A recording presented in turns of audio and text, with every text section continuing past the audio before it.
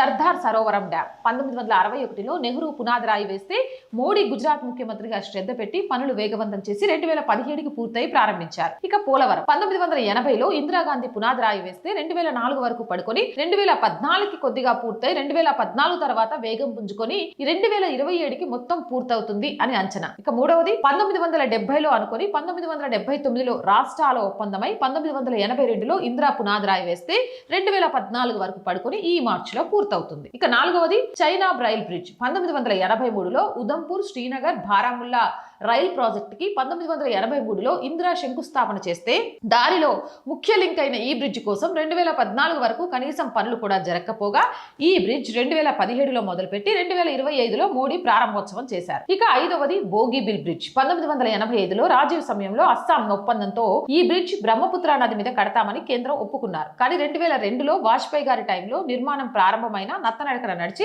2015 తర్వాత బాగా స్పీడ్ పుంజుకొని 2018లో మోదీ ప్రారంభించారు.